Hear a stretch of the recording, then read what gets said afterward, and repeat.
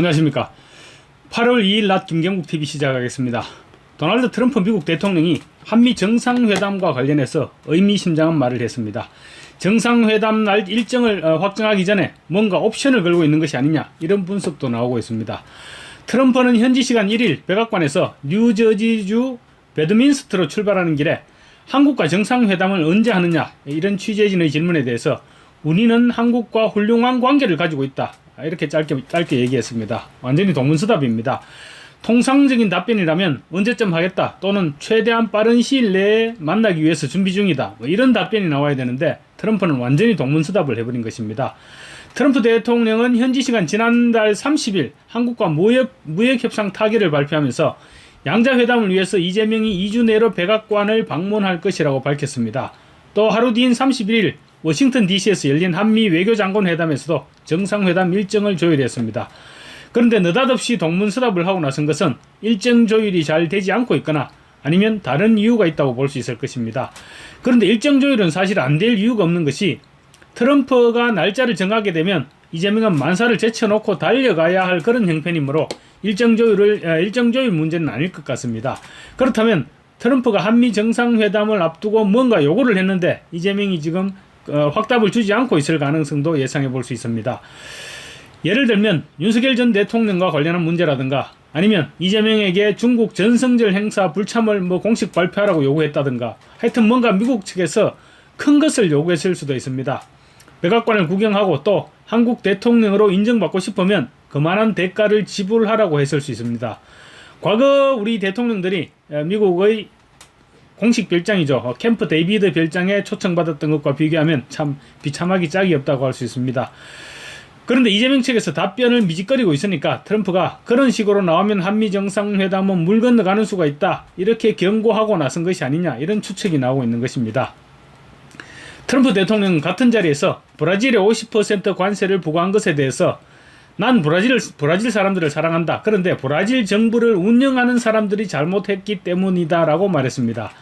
자기와 친한 보나소우르 전 대통령을 탄압하는 룰라 대통령을 압박하고 있는 것인데 이재명에게도 비슷한 요구를 했을 가능성도 배제할 수 없는 것입니다.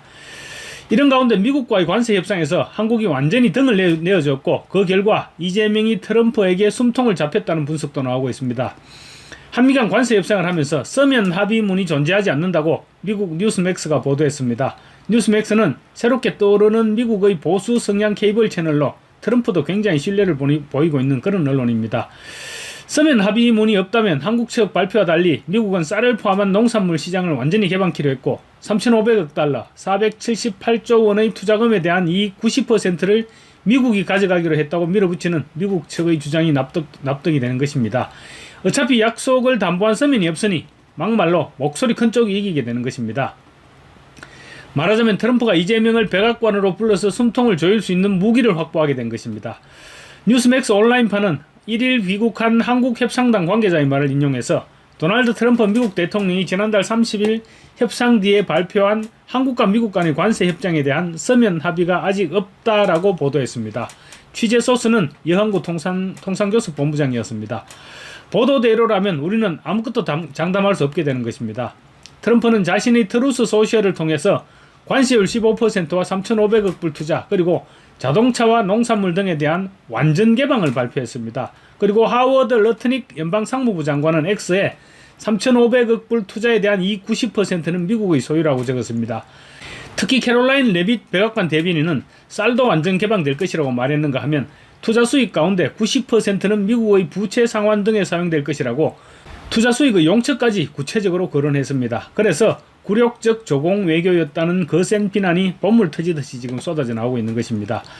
협상과 관련한 상세한 내용은 아직 공개하지 않았고 이재명 정부 역시 세부 내역을 공개하지 못하고 있는데 결국 문서화된 합의문이 없기 때문으로 볼 수 있을 것 같습니다. 말하자면 구도 합의를 했던 것인데 이상한 것이 시간 제약으로 서면 합의문을 작성하지 못했다고 하는데 합의문을 발표할 때도 만 하루 정도의 시간이 남아 있었습니다. 그래서 시간이 없어서 합의문을 작성하지 못할 그런 정도는 아니었습니다.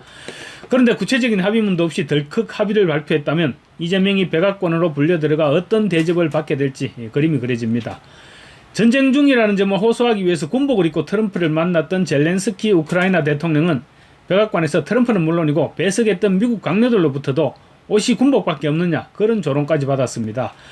사릴 라마포사 남아아프리카 공화국 대통령에게는 갑자기 불을 끄고 콩고에서 벌어진 백인 학살 장면을 틀어주면서 남아공의 소행이라고 밀어붙였던 사람이 트럼프입니다.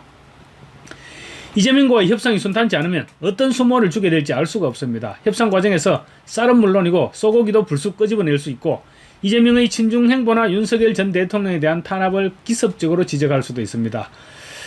백악관은 일본이나 유럽과의 관세 협정 체결 하루 만에 팩트시트, 그러니까 말하자면 협상 요약문을 발표했는데 아직 한국과의 협상에 대해서는 별도의 팩트시트를 발표하지 않고 있습니다.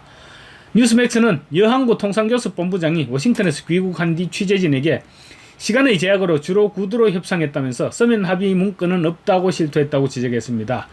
이에 따라서 백악관에서 열릴 한미 정상회담은 트럼프의 원맨쇼가 될 것이 확실시됩니다. 트럼프가 지금 동문서답으로 일관하고 있지만 어떤 식으로든 정상회담이 열리기는 열리지 않겠습니까? 이재명이 트럼프의 요구를 들어주지 않을 수 없지 않을까 생각됩니다. 하여튼 회담이 열리면 정상적인 경우라고 하더라도 트럼프가 주도하겠지만 이재명에게 아무런 카드가 없을 뿐만 아니라 약점만 수두룩하기 때문에 트럼프의 엄청난 압박을 감당하기가 쉽지 않을 것으로 볼 수 있습니다.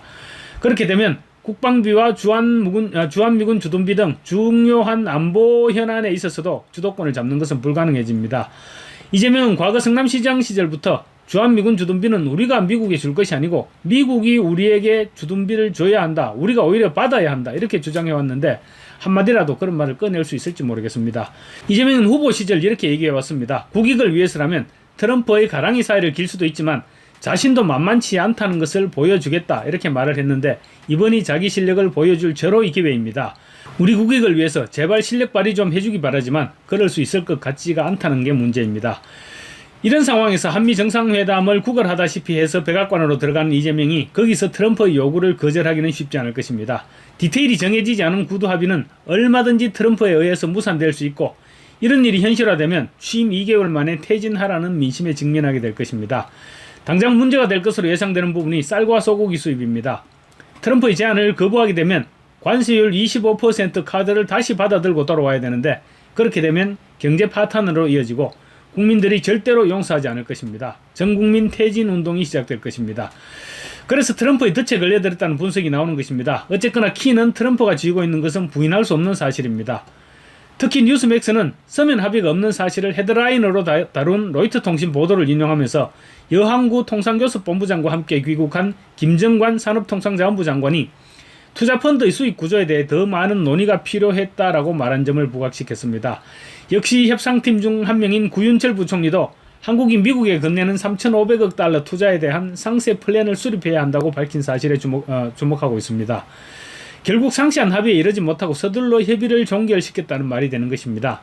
결론적으로 한미 정상회담 이전에 양측에서 의제를 조율하고 한미 통상 협상 합의안을 가다듬겠지만 굵직한 것은 정상회담에서 해결해야 되는데 합의문이 없는 이재명이 절대적으로 흔들릴 수밖에 없는 그런 그림입니다.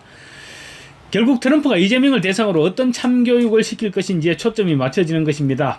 부정선거 의혹 속에 당선된 이재명을 직접 보자면서 백악관으로 불러들인 트럼프가 관세 이외의 이슈에 대해서 거부할 수 없는 제의를 건넬 것이라는 전망이 유력해지고 있는데 오늘 트럼프의 동문서답으로 볼 때 그 카드를 벌써 꺼내든 것은 아닐까 이런 전망도 가능해 보입니다. 아까 말씀드린 젤렌스키나 라마포사를 백악관으로 불러들여 망신을 준 이외에도 트럼프는 1기 임기 시절인 2019년에 열차로 무려 66시간을 달려서 싱가포르 센토사 섬에 도착했던 김정은에게 오는데 수고했다면서 빈손으로 돌려보낸 일화는 유명합니다. 이재명이라고 그런 꼴을 당하지 말라는 보장이 없습니다. 트럼프 입장에서 볼 때 이재명은 김정은보다도 훨씬 다루기 쉬운 상대일 것입니다. 그래서 트럼프가 이재명에게 어떤 메시지를 전달할지 관심이 쏠리고 있는 것입니다. 힘에 의한 평화의 현실판을 몸소 깨닫게 해줄 것이란 희망 섞인 관측도 나오는 가운데 한편으로는 트럼프도 윤석열 대통령에 대한 조치를 취해야 된다는 미국 보수 핵심 진영의 열망을 마냥 무시하지는 못할 것이란 그런 전망도 없지 않습니다. 어쨌거나 한미 정상회담은 분명 전 세계적인 관심을 끌 것이고 트럼프는 전 세계인에게 민주주의와 관련한 자신의 메시지를 전달하고자 할 것입니다. 이미 힘겨루기는 시작된 분위기입니다. 감사합니다.